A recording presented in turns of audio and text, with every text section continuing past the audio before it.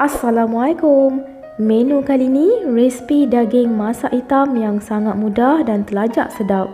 Hanya menggunakan bahan-bahan yang biasa terdapat di dapur, tapi hasilnya sangat memuaskan. Hidangan ni juga sesuai dimakan bersama pulut kuning, lemang, ketupat palas dan juga nasi biryani. Jom ke dapur, Umi nak tunjukkan bahan-bahan yang diperlukan. 5 ulas bawang putih, 2 inci halia, 1 batang serai ketuk, 15 batang cili kering, rebus dan buang biji. 1 biji tomato, potong kecil-kecil. 1 biji bawang besar, potong kasar-kasar je. Setengah biji bawang Holland, iris halus. 1 batang kayu manis, 1 bunga lawang, 2 buah pelaga, 2 bunga cengkeh, 2 tangkai daun kari, 2 helai daun pandan simpulkan, 1 pokok daun ketumbar, 1 sudu besar rempah kari daging, 1 sudu kecil serbuk jintan manis, garam, 1 sudu kecil serbuk jintan halus, 1 sudu kecil serbuk ketumbar, 500 gram daging batang pinang. Tips untuk daging nak lembut, pastikan potong daging melintang atau melawan urat. Boleh tengok contoh ni, uratnya yang melintang, nampak jalur-jalur tu kan. Jadi Umi potong melawan urat-urat tu. Barulah daging yang akan dimasak nanti bakal lembut je dan cepat empuk. 1,5 sudu besar minyak sapi, sedikit bawang goreng dan kicap lemak manis secukupnya. Cara penyediaannya, dalam blender masukkan bawang putih, halia, bawang besar, cili kering dengan sedikit air. Cukup takat boleh dikisar dah memadai. Kisar halus bahan-bahan tu. Sementara tu, perapkan daging dengan serbuk jintan manis, serbuk jintan halus, serbuk ketumbar dan sedikit garam. Tuang sikit je air supaya mudah nak sebatikan bahan rempah ratus bersama daging. Gaul sebatikan. Umi ada tambahkan sedikit lagi serbuk ketumbar. Dah betul-betul sebati, perapkan sekejap daging dalam 15 minit. Panaskan sedikit minyak masak, kemudian campurkan dengan 1,5 sudu besar minyak sapi. Campak kayu manis, buah pelaga, bunga lawang, cengkeh, serai dan daun kari. Kemudian terus masukkan bahan-bahan kisar tadi. Bilas blender dengan sedikit air. Masukkan saki-baki bahan-bahan kisar yang tersisa tu. Tumis sekejap, bagi lada tu sebati bersama bahan tumis. Masukkan rempah kari daging dan bolehlah terus masukkan daging yang telah diperap tadi.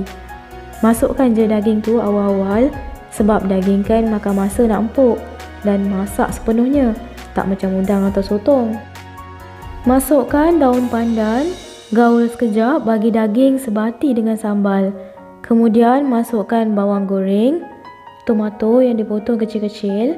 Umi masukkan tomato awal-awal ni bagi tomato tu benyek dan meresap bersama bahan tumis. Dan untuk memekatkan lagi kuah berempah ni. Tomato pun dah nampak separuh benyek tu. Akhir sekali masukkan kicap lemak manis. Kuantiti kicap ni agak-agak dalam setengah cawan. Ikutlah, kalau nak gelap lagi warna kuah tu, boleh lebihkan. Tapi bagi Umi tak perlu letak terlalu banyak. Nanti dah agak kering, kuah tu akan jadi pekat dan kehitaman gitu. Gaul bagi kuah kicap berempah tu sebati bersama daging.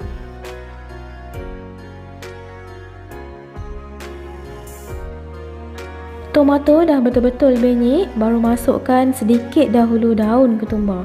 Nak bagi rasa daun ketumbar tu sebati dan meresap bersama kuah. Selain ia menaikkan lagi aroma pada daging masak hitam ni. Sambung masak lagi dan Umi tutupkan kuali bagi mempercepatkan proses kuah tu mengering. Tapi sekali-sekala tu buka dan kacau bagi daging masak sekata dan tak hangit di bahagian bawah. Api tu biar sederhana perlahan je. Kuah dah nampak agak kering sedikit tu kan. Baru masukkan bawang Holland. Gaul sebati. Bawang Holland ni bagi tambah rasa manis-manis bawang pada kuah. Dan bila masukkan akhir-akhir ni, ia akan lebih rangup je waktu nak makan nanti. Gaul bagi kuah tu mengering sedikit lagi. Dan nampakkan warna kuah ni agak kehitaman dan pekat sedikit. Cantik, hitam berkilat gitu warnanya. Bau aroma wangi daging masak hitam ni memang membangkitkan selera siapa je yang dah mencubanya. Masukkan sedikit garam secukup rasa.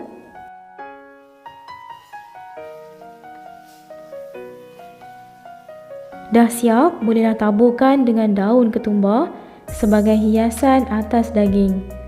Siap dah menu yang cukup simple dan terlajak sedap ni. Umi gandingkan dengan nasi putih saja pun dah boleh bertambah nasi. Apa tunggu lagi? Jom cuba. Banyak lagi resipi-resipi menarik di sini.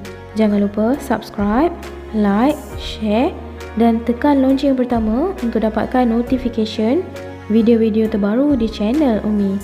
Jumpa di episod akan datang. Assalamualaikum. Bye.